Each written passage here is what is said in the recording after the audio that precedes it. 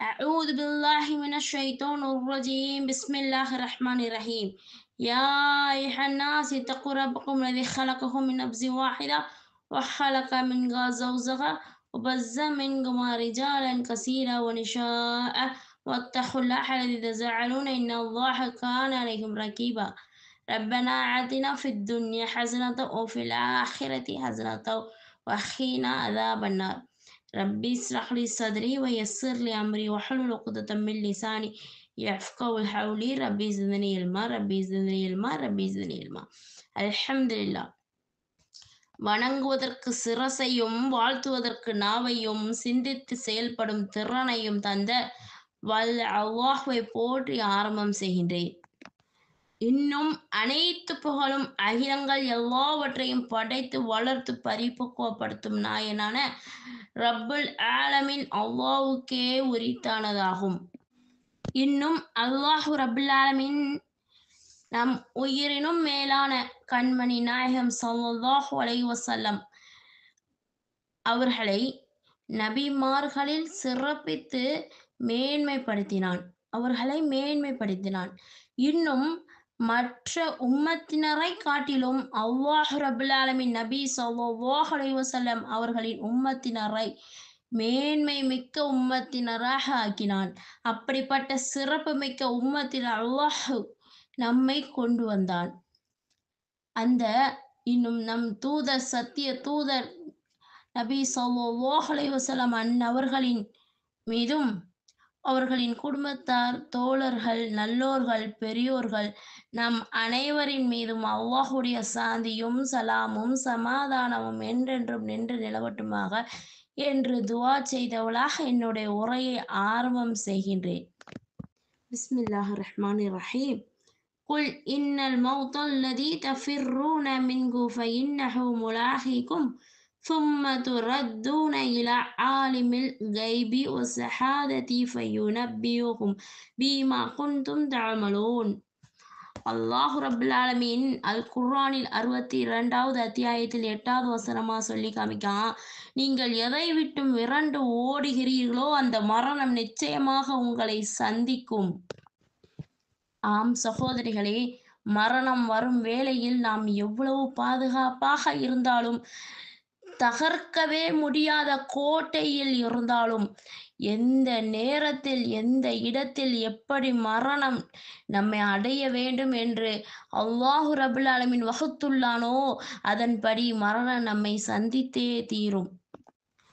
மரணத்தின் குரல் இன்பங்களை முறித்துவிடும், உறவுகளை பிரித்துவிடும், ஆசைகளை அறுத்துவிடும். மாளிகைகள் இதற்கு தடையில்லை, மன்னர்களும் இதற்கு தடையில்லை, மருத்துவர்களும் இதற்கு விதிவிலக்கில்லை. யாருக்கு முன்னும் வண்டியிட்டு பழக்கமில்லை எனக்கு. ஆம்,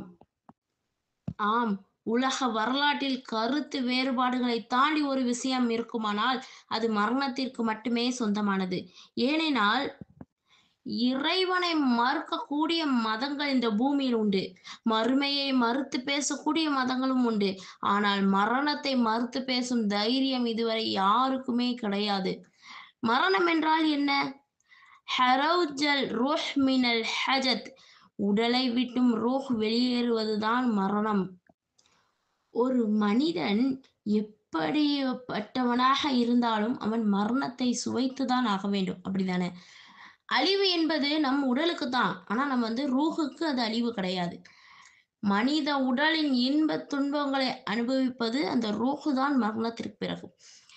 உடலில் ரூஹ் இருக்கும் வரை தான் நம்ம ஆயிஷா என்றும், கதிஜா என்றும், அப்துல் காதர் என்றும், அப்துல் ரஹ்மான் என்றும். அந்த ரூஹ் உடலை விட்டு பிரிந்து விட்டால் மையத்து தான். அது நானாக இருந்தாலும் சரி, யாராக இருந்தாலும் சரி, அந்த உடல் வெற்றுடல் ஆகிறது. நாம் மரணித்து விட்டோம். நம்முடைய மார்க்கம் என்ன சொல்கிறது தெரியுமா? நம் மரணத்திற்கு பின்பு நம் வாழ்க்கை அவ்வளவுதானா? இல்லை சகோதரிகளே, நம் இஸ்லாம் கூறுகிறது மரணத்திற்கு பின்புதான் நமக்கு நிலையான அழிவில்லாத வாழ்க்கை தொடர்கிறது. ஆமா, மனிதனுக்கு 4 விதமான நிலைகள் இருக்கு. ஒன்று தாயின் கருவறை, 2வது இந்த உலக வாழ்க்கை, இம்மை வாழ்க்கை, 3வது மரணத்திற்கு பிறகு கபருடைய வாழ்க்கை, 4வது அழிவில்லாத மறுமை வாழ்க்கை. அப்பொழுது நம் ரூஹுக்கு என்னதில்ல? அழிவில்ல. நம்ம இந்த பூமியில் செய்யக்கூடிய நன்மை தீமையான விஷயங்களுக்கு மரணத்திற்கு பின்பு தகுந்த கூலி வழங்கப்படுகிறது. அல்லாஹு ரப்பில் ஆலமீன் 99வது அத்தியாயத்துல 7வது வசனமாகவும் 8வது வசனமாகவும் சொல்றான், فَمَن يَعْمَلْ مِثْقَالَ ذَرَّةٍ خَيْرًا يَرَهُ وَمَن يَعْمَلْ مِثْقَالَ ذَرَّةٍ شَرًّا يَرَهُ. எவன்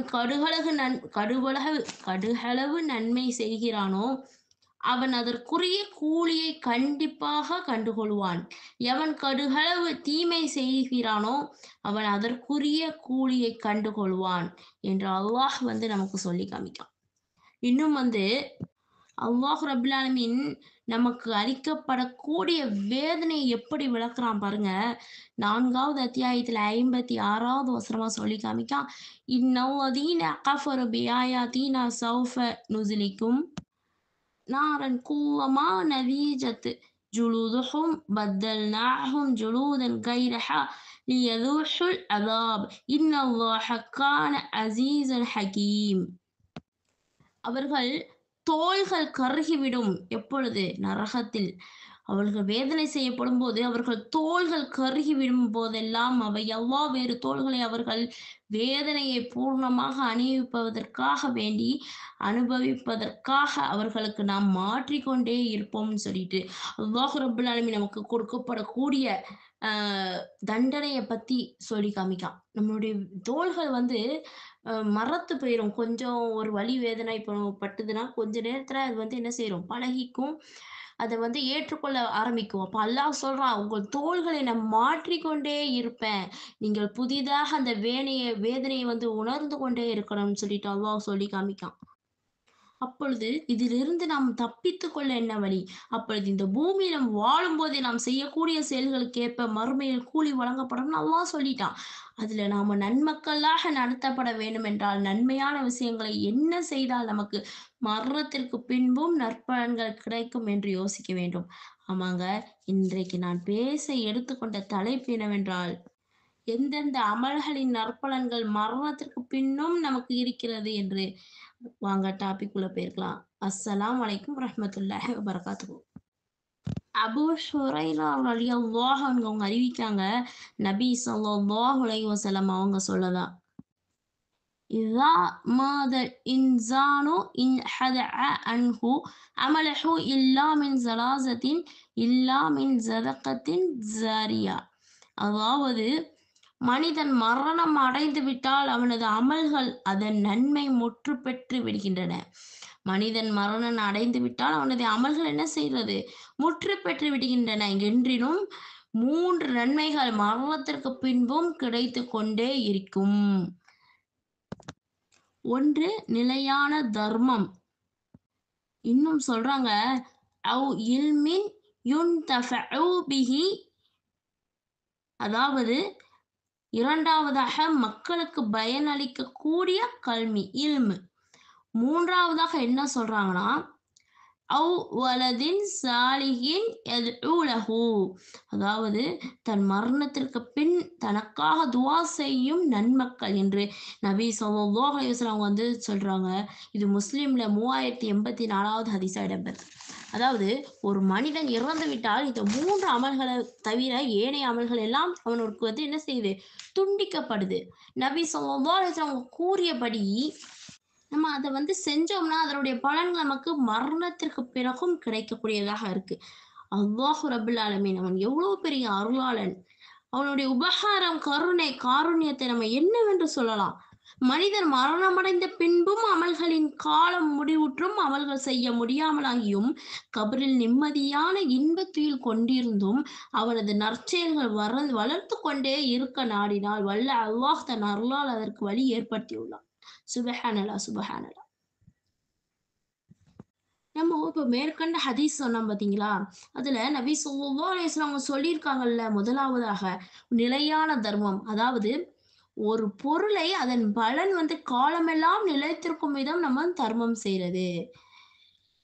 நாம் செய்யக்கூடிய எத்தனையோ தர்மமாக இருந்தாலும் நம் மரணத்திற்கு பிறகும் நமக்கு வந்து சேரக்கூடிய நன்மைகள் தான் தர்மம் தான். அந்த அந்த தர்மத்தின் பெயர் தான் ஜதகத்துல் ஜாரியா என்று சொல்லக்கூடிய நிலையான தர்மம். இப்போ ஒரு மருத்துவமனை கட்டி கொடுக்குறோம்னு வச்சுக்கோங்களேன். ஒரு மனிதர் ஒரு மருத்துவமனை கட்டி கொடுக்குறாரு. அந்த மருத்துவமனை எத்தன வருடங்கள் செயல்படுகிறதோ, அதில் எத்தனை நோயாளிகள் சிகிச்சை பெற்று பயன் பெறுகிறார்களோ, அவ்வளவு பேருடைய நன்மையும் இதை கட்டிக் கொடுத்தவர் அவர் மீது வந்து விழுகிறது. அவர் மவுத்தே ஆனாலும், மரணித்தாலும் சரி, அதற்கு இந்த பின்னாடியும் வந்து அந்த நன்மைகள் என்ன செய்யுது? அந்த மருத்துவமனை இயங்குகின்ற காலம் வரை அந்த மனிதனுக்கு நன்மையை சேர்க்கிறது. சுப்ஹானல்லாஹ், சுப்ஹானல்லாஹ். இன்னும் வந்து ஒருவர் மசூதிய கட்டி குடுக்காருன்னு வச்சுக்கோங்களேன். அப்போ மக்கள் வந்து அதில் தொழுது கொண்டே இருக்கிறாங்க தினமும். அப்போ எதுவரை அந்த மஸ்ஜிதில் தொழுகை நடைபெறுமோ, அதன் நன்மை வந்து அத கெட்டிக் கொடுத்தவருக்காக என்ன செய்யுது? கிடைத்துக் கொண்டே இருக்கிறது. இப்படி பல விஷயங்கள நம்ம சொல்லிக்கிட்டே போகலாம். ஒரு மனிதர் இலவச ஸ்கூல் கட்டிக் கொடுக்காரு. காலேஜ், மதர்சா இப்படி பல பள்ளி படிக்கக்கூடிய பள்ளிகள கட்டிக் கொடுக்கும்போது, அதனுடைய நன்மைகள் வந்து அத கட்டிக் கொடுத்தவருக்கு மரணித்த பின்பும் வந்து சேர்கிறது. இதைத்தான் நபி ஸல்லல்லாஹு அலைஹி வஸல்லம் நிலையான தர்மம் என்று சொன்னாங்க. இது மட்டுமா சகோதரிகளே? இல்ல. இன்னும் பார்த்தீங்கன்னா, பயணியர் விடுதி, மார்க்க பணிக்கு உதவும் கட்டிடம், அப்படின்னு சொல்லிட்டு ஒருவர் இப்படி பல விஷயங்கள கட்டி வக்ஃப் செய்து விட்டு செல்லணும். அதாவது இது இறைவனுக்காக வேண்டி நானு வந்து இவங்களுக்காக கொடுக்கன்னு சொல்லிட்டு அந்த மனிதர் மனதார சொல்லணும். வக்ஃப்னா என்ன தெரியுமா? வக்ஃப் என்றால் நிலைநாட்டுதல் என்று பொருள். இப்படி அவர் கட்டி வக்ஃப் செய்துவிட்டு சென்றால், அதன் மூலம் வந்து முஸ்லிம்களுக்கு அல்ல மார்க்க பணிக்கு பலன் ஏற்பட்டுக் கொண்டிருக்கக்கூடிய காலம் வரை அவருக்கு நன்மை கிடைத்துக் கொண்டே இருக்கும். ஒரு மனிதர் இப்படி சொல்லலாமே, ஒரு தண்ணீர் குழாய் ஏற்படுத்துறாரு பள்ளியில, அப்படின்னு வச்சுக்கோங்களேன். அப்போ மக்கள் வந்து அதுல வந்து நீர் அருந்தி பயன்படுத்திக் கொள்றாங்க. ஒழு செய்யறதுக்கு பயன்படுத்துறாங்க. அப்பொழுது அது எவ்வளவு காலம் அந்த மக்கள் ஒழுவு செய்வதற்காகவும், பயன்படுத்துறதுக்காகவும் அந்த குழாய பயன்படுத்துறாங்களோ, அதனுடைய நன்மை அவர் மரணித்தாலும் அவருக்கு கிடைத்துக் கொண்டே இருக்கிறது. இதுதான் நிலையான தர்மம். இன்ஷா அல்லாஹ் நாமும் வசதி படைத்தவர்களாக இருப்போம் என்றால், இது போன்ற தர்மம் செய்து நாம் மரணித்த பின்பும் அமல்களை பெற முயற்சி செய்வோம். இன்ஷா அல்லாஹ், இன்ஷா அல்லாஹ். 2வது நபி ஸல்லல்லாஹு அலைஹி வஸல்லம் என்ன சொல்லியிருக்காங்கன்னா, பயன் தரக்கூடிய கல்வி. மற்ற மக்களுக்கு மார்க்கத்தை சொல்லுவதுதான் முக்கியமான கல்வியாக உள்ளது. அப்படிதானே? இப்போ வந்து ஒரு மனிதர் வந்து அ இப்போ ஒரு மனிதர் கல்வியை பரப்புதல் அப்படின்னா, ஏதாவது ஒரு மார்க்க கல்வி நிறுவனத்துக்கு ஒரு நன்கொடை அளிக்கிறாருன்னு வச்சுக்கோங்களேன். ஏதாவது ஒரு மார்க்க நூலை இயற்றுறார்ன்னு வச்சுக்கோங்களேன். அல்லது அது படிப்பவர்களுக்கு விநியோகம் செய்றாரு. பள்ளிகள், மார்க்க கல்வி கூடங்களுக்கு குர்ஆன் பிரதிநிதிகள் அல்லது நூல்களை வக்ஃப் செய்றாருன்னு வச்சுக்கோங்களேன். அப்பொழுது இன்னும் வந்து பார்த்தீங்கன்னா இது ஒரு விதமான மார்க்க கல்வியை வந்து நம்ம வளர்க்கக்கூடிய விதம். இன்னொன்னு பார்த்தீங்கன்னா, ஒரு மனிதர் வந்து குர்ஆனே ஓத மாட்டேன் அப்படின்னு இருக்காரு. குர்ஆனே ஓத தெரியாமையோ, அப்படியோ ஓத சோம்பேறித்தனமாகவோ இருக்கான்னு வச்சுக்கோங்களேன். அவரிடம் நாம் சென்று குர்ஆன் ஓதுங்கள். ஒரு எழுத்துக்கு 10 நன்மை அப்படின்னு நம்ம சொல்லணும். குல் ஹுவல்லாஹு அப்படிங்கிற சூறாவ ஓதுனா, ஒரு தடவ ஓதுனா கூட 10 ஜூஸ் ஓதிய நன்மை. இன்னும் வந்து 3 தடவ ஓதுனீங்கன்னா, முழு குர்ஆன் ஓதிய நன்மை உங்களுக்கு இருக்கு. இதில் பல நன்மைகள் உண்டு என்று சொல்றாருன்னு வச்சுக்கோங்க. அதுவும் அவர் என்ன செய்றாரு, அதை ஏற்றுக்கொண்டு ஓத ஆரம்பிக்காரு. இப்படி வச்சுக்கலாம். இப்ப இன்னொரு விதம் பார்த்தீங்கன்னா, ஒருத்தர் வந்து தொழாமலே இருக்காரு. அப்போ அவர்ட்ட போய் நம்ம சொல்லக்கூடியவங்களா இருக்கணும். மறுமையில வந்து அல்லாஹ்வுடைய தண்டனை வந்து உண்டு. தொழாமல் இருந்தால் அப்படின்னு சொன்ன உடனே அவர் என்ன செய்றாரு, தொழ ஆரம்பித்து வராரு. அதன் பிறகு அதை செயல்படுத்தி அவர் என்ன செய்றாரு, அந்த விஷயத்த மற்றவர்களுக்கும் கூறுறாரு. இப்படி இந்த கல்வி எந்த அளவுக்கு பரப்பப்படுகிறதோ, அதில் எத்தனை பேர் நன்மை அடைகிறார்களோ, அந்த நன்மையெல்லாம் யாருக்கு சேர்கிறது? சகோதரிகளே, அதை வந்து அமல்படுத்துவதற்காக எத்தி வைத்தாரே, அந்த மனிதருக்கு சேர்கிறது. அந்த மனிதர் மரணித்தாலும் அந்த நன்மை என்ன செய்யுது? அவரை தொடர்ந்து கொண்டே இருக்கிறது மறுமை வரை. மனிதன் இறந்த பிறகும் 7 செயல்கள் நன்மை கிடைத்துக் கொண்டே இருக்குமாம். யாருக்கும் கற்பித்த கல்வி தோண்டி வைத்த கிணறு, வெட்டி வைத்த ஆறு, நட்டு வைத்த மரம், கட்டி எழுப்பிய பள்ளி, வாரிசு பொருளாக விட்டு சென்ற குர்ஆன் பிரதிநிதி, தனது மன்னிப்பிற்காக துஆ செய்யும் ஒழுக்கமுள்ள குழந்தைகள் என்று கூறப்பட்டுள்ளது. இப்போ இத வந்து ஃபுல்லா முழுமையாக இப்போ நம்ம ஒரு விஷயத்த செய்யணும்னா, முழுசாக செய்யணும்னு அவசியம் இல்ல. அத செய்யறதற்கு ஏதோ ஒரு விதத்துல நம்ம தூண்டுகோலாக இருந்திருக்கோம். ஒரு முதல் படி எடுத்து வச்சிருக்கோம் அப்படின்னாலுமே, அதுல சிறு பங்கு நமக்கு இருப்பினாலுமே, அதற்கு ஏற்ற அளவு நன்மை நமக்கு கிடைத்துக் கொண்டே இருக்கிறது.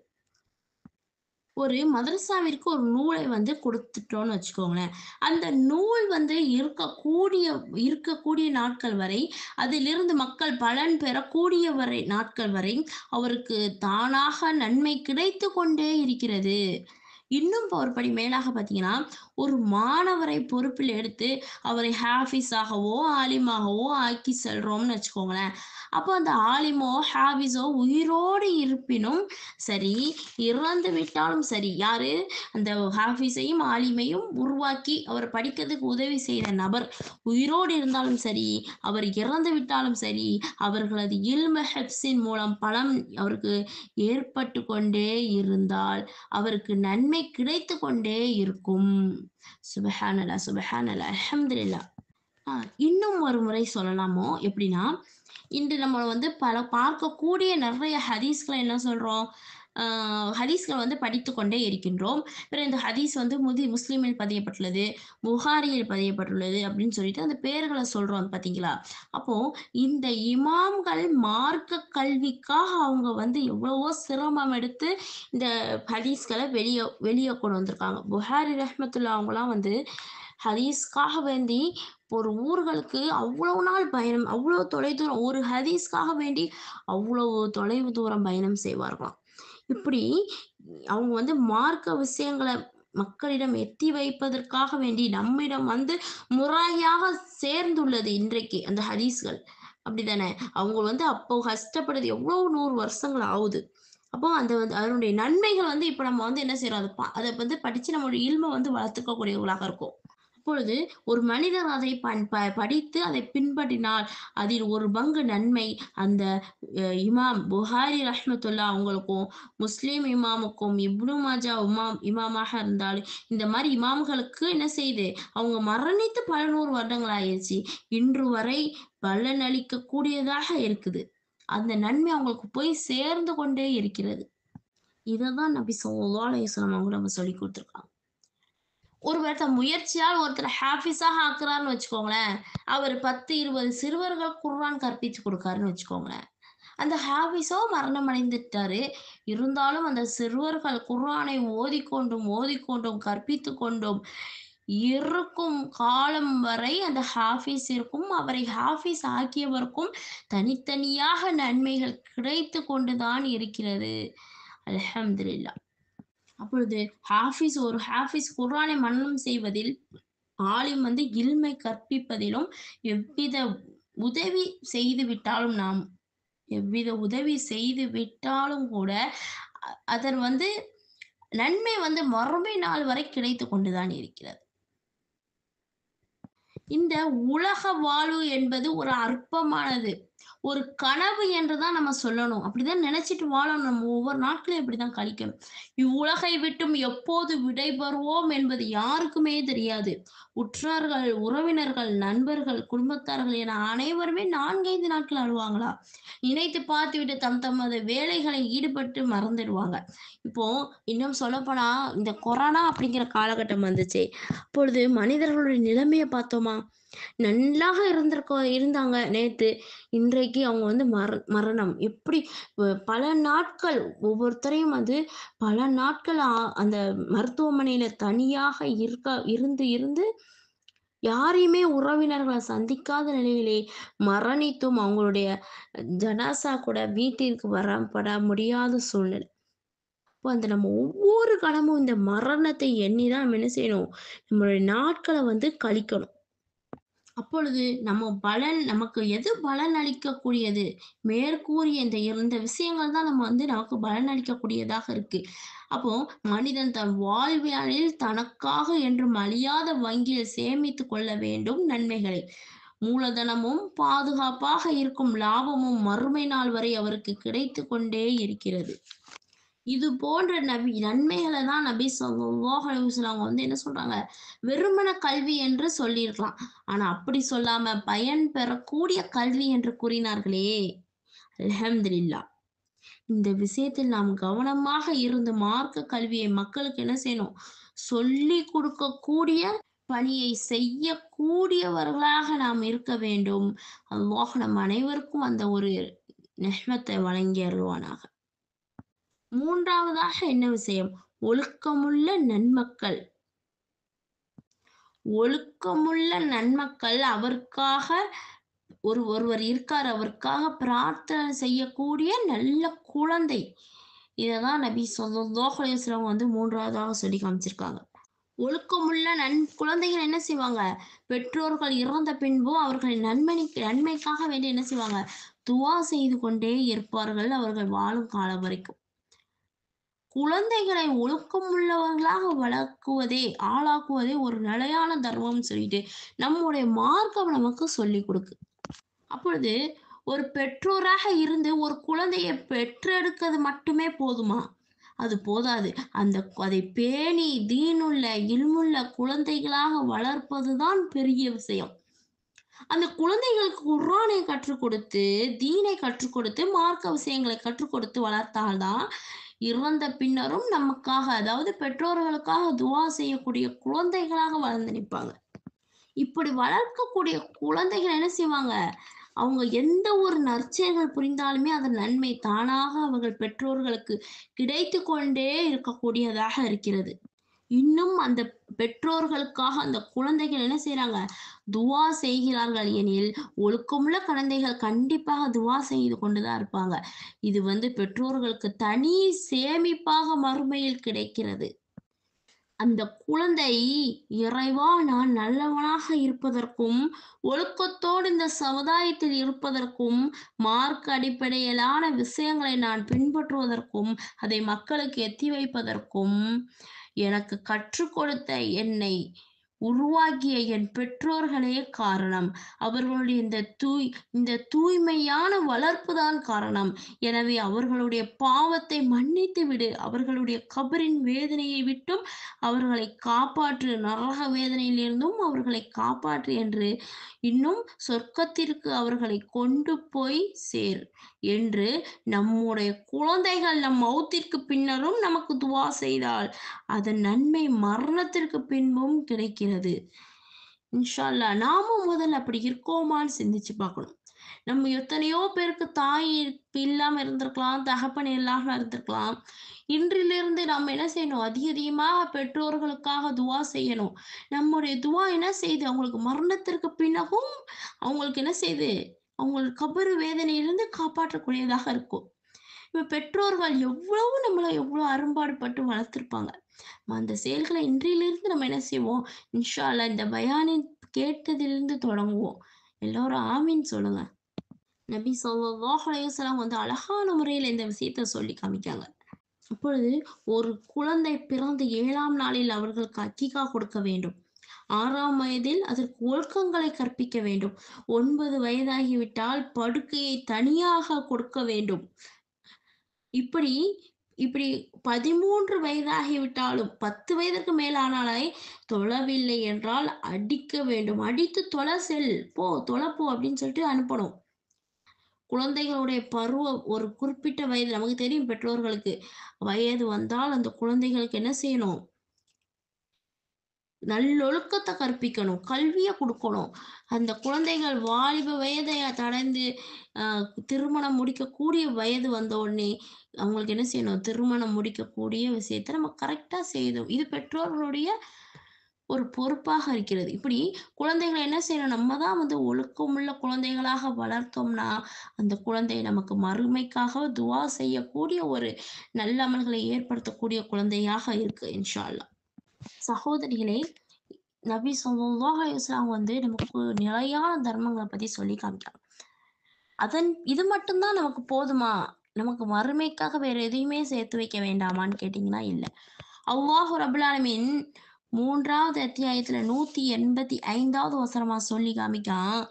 குல்லு நஃப்ஸின் தாயிஹத்துல் மௌத்தி வ இன்னமா துவஃபைன உஜூரஹும் யௌமல் கியாமா ومن زعزك عن النار وأدخل الجنة فقد فاز وما الحياة الدنيا إلا متاع الغرور. ஒவ்வொரு ஆத்மாவும் மரணத்தை சுவைத்தே தீரும், அன்றியும் உங்கள் செயல்களுக்குரிய பிரதிபலன்கள் முழுமையாக கொடுக்கப்படுவதெல்லாம் மறுமை நாளில்தான். எனவே எவர் நரக நெருப்பிலிருந்து தூரமாக்கப்பட்டு சுவர்க்கத்தில் புகுத்தப்படுகிறாரோ அவர் நிச்சயமாக வெற்றி அடைந்து விட்டார். இவ்வுலக வாழ்க்கை ஏமாற்றும் அற்ப இன்பமின்றி வேறில்லைன்னு சொல்லிட்டு அல்லாஹ் ரப்பல் ஆலமீன் நமக்கு சொல்லி காமிக்க. அப்போ நம்ம மறுமையின் வெற்றியை கொள்வதற்கு என்ன செய்யணும்? நிறைய விஷயங்கள் படித்தரங்களை நம்ம மேற்கொள்ள வேண்டியது இருக்கு. அதுல முதலாவதாக என்னது பார்த்தீங்கன்னா, ஈமான் கொள்ளுதல். நிச்சயமாக அனைத்து விஷயங்களை விடவும் ஒரு மனிதனின் ஈமான் மறுமையின் வெற்றிக்கு மிகவும் முக்கியமானதாக அமைகிறது. ஆமாங்க. அல்லாஹ் ஈமான் என்ன? அல்லாஹ் எதை எதை நம்ப வேண்டும் என்று கூறுகிறானோ, அல்லாஹை நம்புதல், மலக்குமார்கள் நம்புதல், வேதத்தை நம்புதல், தூதர்களை நம்புதல், மறுமை நாளை நம்புதல், நன்மைகள் இன்னும் தீமைகள் அல்லாஹ்விடமிருந்து ஏற்படுதுங்கிறத நம்புறது, விதியை நம்புதல், இதையெல்லாம் நம்பி தன் வாழ்க்கையில நம்பி செயல்படக்கூடியவர்கள் தான் வெற்றியாளர்கள்னு சொல்லிட்டு அல்லாஹ் சொல்லி காமிக்கான். இதற்கு பல பேரை உதாரணமாக சொல்லலாம். ஆனா அல்லாஹ் ரப்பல் ஆலமீன் பல பேரை உதாரணமாக சொல்லியிருந்தாலும், குறிப்பாக ஃபிர்அவுன் அவருடைய மனைவியான ஆசியா அலைஹிவஸல்லம், இன்னும் இம்ரானின் குடும்பத்தாரில் உள்ள மரியம் அலைஹிவஸல்லம், இவங்க 2 பேத்தையும் உலக முஃமின்களுக்கு இந்த 2 பெண்களை காட்டி தருகிறான் அல்லாஹ் ரப்பல் ஆலமீன். அந்த காரணம் என்ன? அவங்க குறிப்பிட்டு சொன்னதுக்கு என்ன காரணம் அப்படின்னு பார்த்தீங்கன்னா, அவர்களின் கஷ்டமான சூழ்நிலையிலும் அல்லாஹ்வின் மீது ஈமான் கொண்டு நிலைத்து நின்றதுதான் காரணம். அல்ஹம்துலில்லாஹ். அந்த ஈமானோட உறுதியோட செயல்படக்கூடியவர்களாக அல்லாஹ் நம் அனைவரையும் ஆக்கி அருள்வானாக. அதன் பிறகு பார்த்தீங்கன்னா, இறையச்சம் எனும் தக்வா. இறைவன் நம்மை எல்லா நிலைகளிலும் கண்காணிக்கின்றான் என்ற எண்ணம் இவ்வாறு சிந்திக்கும் மனிதன் தன்னை தவறிலிருந்து காத்து மறுமையின் வெற்றியை நோக்கி விரைந்து செல்கின்றான். அல்ஹம்துலில்லாஹ். இறையச்சம் உடையவர்களாக நம் அனைவரையும் அல்லாஹ் ரப்பல் ஆலமீன் ஆக்கி அருள்வானாக. அதன் பிறகு பார்த்தீங்கன்னா, தர்மம் பத்தி சொன்னோம்னா இன்னைக்கு ஃபுல்லா பேசிக்கிட்டே இருக்கலாம். நிறைய படித்தரங்கள் தர்மத்துல இருக்கு. நாம் மரணிக்கும் முன்னரே அல்லாஹ்வின் பாதையில் அதிகமாக தர்மம் செய்யணும். அல்லாஹ் ரப்பல் ஆலமீன் மனிதர்களை படைத்து அவர்களுக்கு பல வாழ்க்கை வசதிகளை ஏற்படுத்தி தந்திருக்கான். அதுல மிகுந்த செல்வத்தையும், நடுத்தர செல்வத்தை உடையவர்களையும், ஏழையான செல்வத்தை உடையவர்களையும் மனிதர்களை 3 நிலைகளாக பிரித்துள்ளான். அப்போ ஏழ்மை நிலையில் உள்ளவர்களை தன் நிலையை எண்ணி அவங்கள என்ன செய்யணும்? அவங்களுடைய நிலைகளை வசதி படைத்தவர்கள் எண்ணி என்ன செய்யணும்? ஜக்காத் எண்ணி அவங்களுக்காக கொடுக்கறதுக்காக தான் வசதியானவர்களே அல்லாஹ் படைச்சிருக்கான். ஏழைகளுக்கு உதவுவதற்காக வேண்டிதான் அல்லாஹ் வசதியானவர்களை படைச்சிருக்கான். அதற்காக தான் அல்லாஹ் ஜக்காத் அப்படிங்கிற தர்மத்தையும் வசதி படைத்தவர்கள் மீது கடமையாக்கியிருக்கான். அவர்களுக்கு கொடுத்து உதவ அல்லாஹ் சொல்றான். 2வது அத்தியாயத்துல 43வது வசனமா அல்லாஹ் சொல்லி காமிக்கிறான். وَأَقِيمُوا الصَّلَاةَ وَآتُوا الزَّكَاةَ وَارْكَعُوا مَعَ الرَّاكِعِينَ. தொழுகையை கடைபிடியுங்கள், ஜக்காத்தையும் கொடுங்கள், ருக்கு செய்வோரோடு சேர்ந்து நீங்களும் ருக்கு செய்யுங்கன்னு சொல்லிட்டு அல்லாஹ் இந்த இடத்துல தர்மத்தை பத்தி சொல்லி காமிக்கலாம். பார்த்தீங்களா? இப்போ இஸ்லாத்துடைய 5 கடமைகளை ஒன்றாக தர்மம் இருக்கிறது, ஜக்காத் ஒன்றும் இருக்கிறது. அல்லாஹ் ரப்பல் ஆலமீன் இந்த தர்மம் வழங்குறதுக்கு எவ்வளோ பெரிய அருட்கொடை கொடுக்கான் தெரியுமா? மறுமை நாளில் நிழலே இல்லாத மறுமை நாளில் 7 பேருக்கு அல்லாஹ் தன்னுடைய அர்ஷினுடைய நிழல் இடம் அளிக்கின்றான். அதில் ஒருவர் ஒரு கூட்டத்தார் அவருடைய வழக்கை தர்மம் செய்வதை இடக்காய் அறிந்து கொள்ளவில்லை என நபி ஸல்லல்லாஹு அலைஹி வஸல்லம் சொல்லியிருக்காங்க. இந்த ஹதீஸ் முஸ்லிம்ல பதியப்பட்டிருக்கு. இன்ஷா அல்லாஹ். இவ்வளோ ஒரு பெரிய பாக்கியம் பாருங்க. நிழலே இல்லாத அந்த மறுமை நாள் நம்ம எண்ணி பார்த்தோம்னா கண்கள் குளமாகும். அல்லாஹ் ரப்பல் ஆலமீன் அந்த நிலைகளை சொல்லி எச்சரிங்க மனிதர்களை. குர்ஆனோட பேசி பார்க்கணும். குர்ஆன்ல அல்லாஹ் என்ன சொல்லியிருக்கான்னு சொல்லிட்டு படிச்சு பார்க்கணும். அல்லாஹ் மறுமையை பத்தி பல அத்தியாயங்கள் சொல்லி காமிக்கான். அப்போ அந்த மறுமையுடைய நேரத்துல, நிழல் இல்லாத நேரத்துல, சூரியன் தன் தலைக்கு மேல் வந்து நிற்கக்கூடிய நேரத்துல, மனிதர்கள் எல்லாம் வியர்வையில் அவர்கள் செய்த செயல்களுக்கேற்ப வியர்வையில் மூழ்கிக் கொண்டிருக்கக்கூடிய நேரத்துல, நாம் வந்து செய்யக்கூடிய தர்மத்தின் காரணமாக அல்லாஹ்வுடைய அர்ஷினுடைய நிழலில் நிற்கக்கூடிய பாக்கியத்தை அல்லாஹ் நமக்கு தருவான். அந்த இடமளிப்பான். அப்போ நம்ம இப்படி எந்த ஒரு காலத்துல இருக்கோம். ரமலான் அப்படிங்கிற புனிதமான ஒரு காலத்துல இருக்கோம். அப்படிதானே? நபி ஸல்லல்லாஹு அலைஹி வஸல்லம் ரமலானில் காற்றை போன்று வாரி வழங்கக்கூடியவர்களாக இருந்திருக்காங்க. இப்ப நம்மால முடிந்த அளவு நம்ம தர்மம் செய்ய முற்படுவோமே! ஒரு பேரித்தம்பழ துண்டையாவது தர்மம் செய்து நரகிலிருந்து காத்து கொள்ளுங்கள்ன்னு சொல்லிட்டு, நபி ஸல்லல்லாஹு அலைஹி நமக்கு சொல்லி தரலையா? இன்னுமே வந்து சதக்காவில் சிறந்தது ரமணானில் செய்யக்கூடிய தர்மம்னு சொல்லி நபி ஸல்லல்லாஹு அலைஹி வஸல்லம் சொல்லி தரலையா? அப்போ ரமலானின் எவ்வா அமல்களுக்கும் பல மடங்கு நன்மை கிடைக்கிறது. இன்னும் ரமலானில் நோன்பு நோற்றால் அது நன்மை. மரணித்த பின் ரையான் என்ற சொர்க்க வாசலில் செல்லக்கூடியவர்களாக இருப்பாங்க. இன்னும் வந்து ரமலான் நோன்புல வந்து நம்ம சதக்கத்துல் ஃபித்ரா அப்படிங்கிற ஃபித்ராவ வந்து செலுத்தக்கூடியவங்களா இருக்கணும். அதற்கும் அல்லாஹ் வந்து அளப்பரிய நன்மைகள வச்சிருக்கான். இன்ஷா அல்லாஹ். இன்ஷா அல்லாஹ் நாம் இருப்பதை தர்மமாக கொடுத்து, அல்லாஹ்வுடைய அரசின் கீழ் இருக்கக்கூடியவர்களாகவும், நரகிலிருந்து நம்மை பாதுகாப்பவர்களாகவும் நம்ம வந்து நம்மளை ஆக்கிக்கொள்ள அல்லாஹ் வந்து நம் அனைவருக்கும் கிருபை செய்யட்டும். அதன் பிறகு பார்த்தீங்கன்னா, குர்ஆன் ஓதுதல். அல்லாஹ் ரப்புல் ஆலமீன் சொல்றான், நீங்கள் குர்ஆனை ஓதுங்கள். நிச்சயமாக அது நாளை மறுமையில் அது ஓதியவருக்காக பரிந்துரை செய்யும்னு சொல்லக்கூடிய நாள். நபி ஸல்லல்லாஹு அலைஹி வஸல்லம் அவங்க எடுத்து சொல்றாங்க, நாளை மறுமையில் அது ஓதியதற்காக குர்ஆன் என்ன செய்யுமா? நமக்கு பரிந்துரை செய்யுமா? முஸ்லிம்ல பதியப்பட்டிருக்கு இந்த ஹதீஸ். அப்போ குர்ஆன் வந்து நிலையானதும், நன்மையை மிக எளிதாக பெற்று தரக்கூடியது தான் நமக்கு வந்து குர்ஆன் ஓதக்கூடிய விஷயமாக இருக்கு. குர்ஆன் வந்து மனிதர்களுக்கு நேர்வழியையும், பொய்யையும், உண்மையையும் பிரித்து காட்டுது நமக்கு. பொய்யையும், உண்மையையும் பிரித்து காட்டக்கூடியதாக இருக்கு குர்ஆன். இந்த புனிதமான ரமலான் மாதத்தில் தான் குர்ஆன் வந்து இறக்கி அருளப்பட்டது. இன்னும் வந்து நபி ஸல்லல்லாஹு அலைஹி வஸல்லம் சொல்றாங்க, மறுமையில வந்து அமல் செய்தவரையும் குர்ஆன் ஓதி அதன்படி அமல் செய்தவரையும் குர்ஆனையும் நாளை மறுமையில் கொண்டு வரப்படுமாம். அப்பொழுது குர்ஆனின் 2 சூறாக்கள் அல் பஹராவும், ஆல் இம்ரானும் அதை ஓதியவருக்காக என்ன செய்யுமா? அல்லாஹ்விடம் வாதாடும் என நபி ஸல்லல்லாஹு அலைஹி வஸல்லம் சொல்லியிருக்காங்க. முஸ்லிம்ல பதியப்பட்டிருக்கு. இன்னும் பல சிறப்புகள் இருக்கு குர்ஆன் ஓதுவதற்கு. குர்ஆன் ஓதியவர் சங்கை மிகு மலக்குமார்களுடன் இருப்பாங்களாம். குர்ஆனில் யார் வந்து ஒரு எழுத்தை ஓதுகிறாரோ, அதாவது ஒரு எழுத்த ஓதினால் ஒரு நன்மை. அலிஃப், லாம், மீம் அப்படிங்கிறதுக்கு அலிஃப் என்பதற்கு ஒரு நன்மை, லாம் என்பதற்கு ஒரு நன்மை, மீம் என்பதற்கு ஒரு நன்மை அப்படின்னு சொல்லி நபி ஸல்லல்லாஹு அலைஹி வஸல்லம் சொல்றாங்க. இன்னுமே ஒரு சிறப்பு இருக்கு. குர்ஆன் ஓதத் தெரியலையா? கவலையே படாதீங்க. திக்கி திக்கி ஓதுறீங்களா? 2 மடங்கு நன்மை இருக்கு. ஒன்று ஓதுவதற்கும், மற்றொன்று அவர் சிரமப்பட்டு ஓதுகிறாரே அந்த குர்ஆனை, அதற்கும் இவ்ளோ பெரிய சிறப்புகள நம்மளுடைய மார்க்கம் நமக்கு சொல்லிக் குடுக்கு. நம்முடைய தூதர் நமக்கு சொல்லிக் குடுக்காங்க. அல்லாஹ் ரப்பல் ஆலமீன் அவ்ளோ நன்மைகள நமக்கு வச்சிருக்கான். குர்ஆன் ஓதுறது எவ்ளோ ஒரு முக்கியமா பாருங்க. இன்னுமே வந்து குர்ஆன் எழுத்துக்கள வந்து மனனம் செய்தாலும் நன்மை, கேட்டாலும் நன்மை. பிறருக்கு கற்றுக் கொடுத்தால் இன்னும் நன்மை. பிறருக்கு கற்க முயற்சி நம்ம கற்க முயற்சி செய்தாலும் அதுக்கு நன்மை. அல்லாஹ் ரப்பல் ஆலமீன் 54வது அத்தியாயத்துல 22வது வசனமா சொல்லி காமிக்கான்.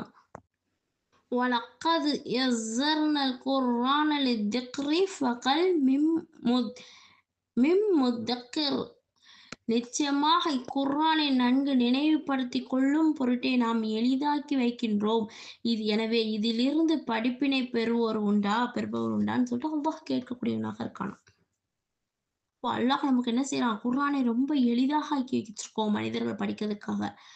இந்த காலத்துல பார்த்தீங்கன்னா, குர்ஆன் ஓதுறதுங்கிறது ரொம்பவே ஒரு இப்ப நம்ம லேங்குவேஜுக்கு தக்கன அது பொருள் உணர்ந்து படிக்கும். அப்படிதானே?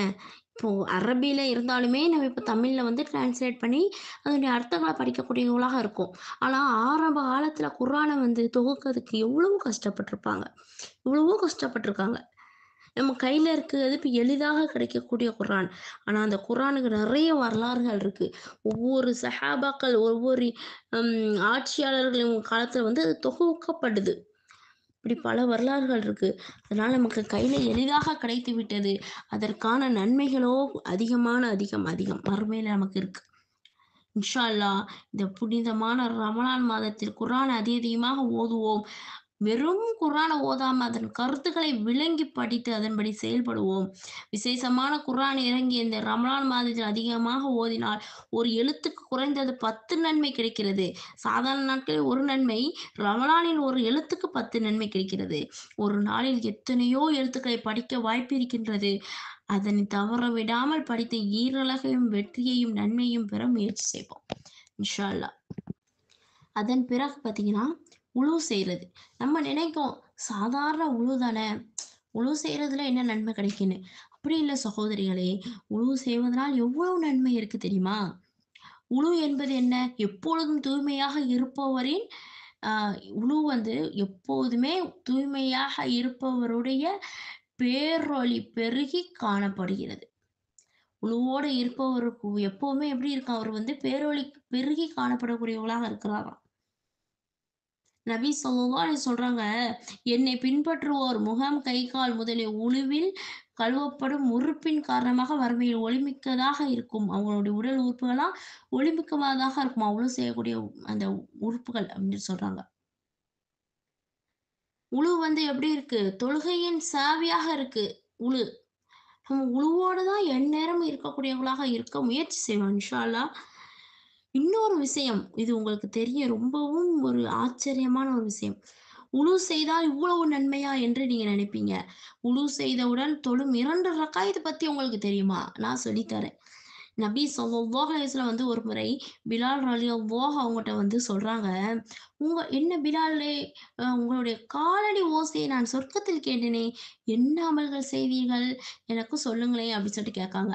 உடனே பிலால் ரலியல்லாஹு அன்ஹு அவங்க சொல்றாங்க, "நான் எப்பொழுதும் உலூ செய்த காரணத்தினால் 2 ரக்காய் தஹியத்துல் உலூ தொழுவேன் என்ற தொழுகையை தொழுவேன். அதுவே அதற்கு காரணம்" என்று சொன்னாங்க.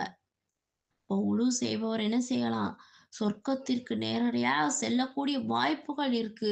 இந்த தஹியத்துல் ஒலி என்ற உழு செய்ததற்காக வேண்டி நம்ம தொழக்கூடிய 2 ரக்காயத்தை நம்ம உழு செய்தவுடன் தொழதற்கு முயற்சி செய்வோம்.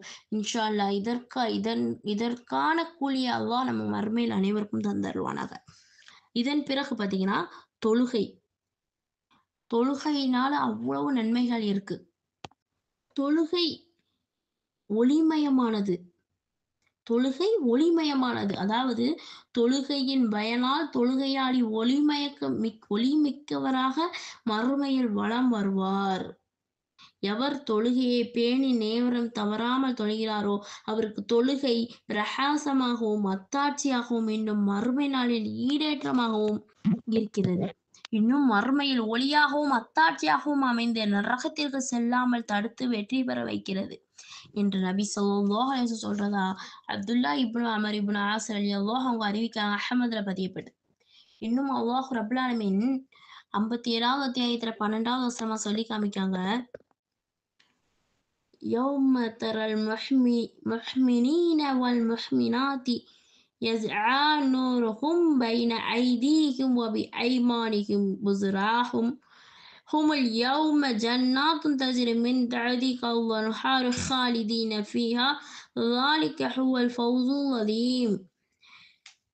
நம்பிக்கையுடைய ஆண்களும் பெண்களையும் அந்நாளில் அவர்கள் ஒளியின் பிரகாசம் அவர்களுக்கு முன் வலப்பக்கத்திலும் சென்று கொண்டிருக்கும். இன்னும் அவர்களுக்கு அன்றைய நாளில் நீரருவிகள் ஓடிக்கொண்டிருக்கும் சொர்க்கத்தில் நுழையப்படுவார்கள். என்றென்றும் அங்கே தங்கி விடுவார்கள். இதுவே மகத்தான வெற்றி. அப்படின்னு அல்லாஹ் ரப்புல் ஆலமீன் 57வது அத்தியாயத்துல 12வது வசனமா சொல்லி காமிக்கிறான்.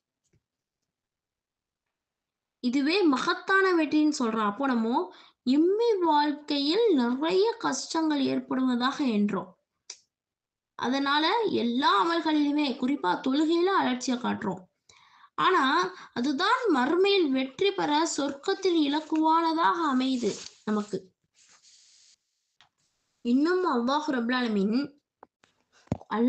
ஆலமீன் குர்ஆனில் 80 இடங்கள்ல சொல்றான். தொழுகையை நிலைநாட்டுங்கள் அப்படின்னு. நபி ஸல்லல்லாஹு அலைஹி வஸல்லம் அவங்க தன் உயிர் பிரியக்கூடிய கடைசி வேளையில கூட தொழுகைய வலியுறுத்துறாங்க. அந்த நிமிடம் வரைக்கும் தொழுகணும் அப்படிங்கிற எண்ணம் தான் அவங்க மனதுல இருந்துச்சு. முஸ்லிம்களுக்கும், முஸ்லிம் அல்லாதவர்களுக்கும் மத்தியில் உள்ள வேறுபாடே தொழுகை தான். தொழுகை நமக்கு மானக்கேடான விஷயங்களில் இருந்தும், பாவமான காரியங்களிலிருந்தும் மனிதனை தடுக்கக்கூடியதாக இருக்கு. ஒவ்வொரு தொழுகைக்கு மத்தியில் உள்ள சிறிய பாவங்களுக்கு பரிகாரமாக அமைகிறது. அல்லாஹ் ரப்புல் ஆலமீன் மறுமையில் தொழுகையை பற்றி தான் முதலாக விசாரிப்பான். அப்படி பல சிறப்புகள் தொழுகைக்காக இருக்கு. அல்ஹம்துலில்லாஹ். தொழுகைனா என்ன? அல்லாஹ் நமக்கு நிறைய அருட்கொடைகள், எண்ணிலடங்கா அருட்கொடைகள் குடுத்திருக்கான். அப்போ அந்த அருட்கொடைகளுக்கு நன்றி செலுத்தும் வணக்கமாக தான் இந்த தொழுகை இருக்கு. எனவே தான் நம்ம என்ன செய்யணும்? அதனுடைய கடமை உணர்வுடன் நன்மையை எதிர்பார்த்தும், இறைவனுக்கு நன்றி செலுத்துவதற்காகவும் முறையாக நிறைவேற்றக்கூடியவர்களாக இருக்கணும். ஆண், பெண், பருவமடைந்த அனைவர் மீதும் தொழுகை கட்டாய கடமையாக இருக்கு. அல்லாஹ் ரப்புல் ஆலமீன் அழகாக இந்த வசனத்த சொல்லி காமிக்கான். 7ல 170வது வசனமாக وَالَّذِينَ يُمَسِّكُونَ بِالْكِتَابِ وَأَقَامُوا الصَّلَاةَ إِنَّا لَا نُضِيعُ أَجْرَ الْمُصْلِحِينَ. எவர்கள் வேதத்தை உறுதியாக பற்றி பிடித்துக்கொண்டு தொழுகையையும் நிலைநிறுத்துகிறார்களோ, அத்தகைய சீர்படுத்திக் கொள்வோரின் கூலியை நாம் நிச்சயமாக வீணாக்க மாட்டோம்னு அல்லாஹ் சொல்லி காமிக்கிறான். இன்ஷா அல்லாஹ் வல்ல அல்லாஹ் அவனை 5 நேரம் தவறாமல் தொழுது நல்லடியார்கள் கூட்டத்தில் அல்லாஹ் என்னையும் உங்களையும் ஆக்கி நன்மையை ஏவும் தீமையை தடுக்கும் நல்லோர்கள் கூட்டத்தில் சேர்த்தருள்வானாக. இன்னும் நிறைய விஷயங்கள் நம்ம சொல்லலாம். ஒரு மரம் நட்டு வைத்தால் அதற்கும் நமக்கு மறுமையில அந்த மரத்தின் கனிகளை சுவைக்குங்க ஒருத்தங்க, இல்ல நிழல் பெறாங்கன்னா அதனுடைய நன்மை நமக்கு சேருது மறுமையில. இப்படி பல விஷயங்கள் இருக்கு. நம்ம நன்மையான விஷயங்களை முதல்ல நமக்குள்ள எடுத்து செய்யக்கூடியவங்களாக இருக்கணும். உறவினர்களை பேணணும். பெற்றோர்களுக்காக துவா செய்யணும். சகோதரர்களுக்காக துவா செய்யணும். சகோதரர்களை ஆதரிக்கணும். குழந்தைகளை நல்ல முறைப்படி வளர்க்கணும். ஜக்காத்தை கொடுக்கணும். நம்ம கூடிய கடமைகளை சரிவர செய்யணும். தொழுகையை நிலைநாட்டணும். அதிகமான திக்ர்கள் செய்யணும். இந்த நன்மையான மாதத்துல, ரமலானுடைய மாதத்துல அதிகமான நன்மைகள் செய்யணும். இன்னும் நிறைய விஷயங்கள் சொல்லிக்கொண்டே போகலாம். இன்ஷா அல்லாஹ். நபி ஸல்லல்லாஹு அலைஹி வஸல்லம் ரமலானுடைய நாட்கள்ல அதிகமான அமல்கள் செய்யக்கூடியவர்களாக இருந்திருக்காங்க. இன்னும் அவங்க சொல்றாங்க இது அருள் மிகுந்த மாதம்னு. ஆகவே ரமலானுடைய ஒவ்வொரு மணித்துளிகளையும் பாக்கியமாக கருதி மிக அழகாக திட்டமிட்ட அமல்களால் நன்மைகள் செய்வதில் ஈடுபடுவோம். அல்லாஹ்வின் அருளையும் மன்னிப்பையும் நரக விடுதலையும் பெறுவோம். வாஹிரு தஅவானா அல்ஹம்துலில்லாஹி ரப்பில் ஆலமீன். அஸ்ஸலாமு அலைக்கும் வரஹ்மத்துல்லாஹி வபரகாத்துஹு.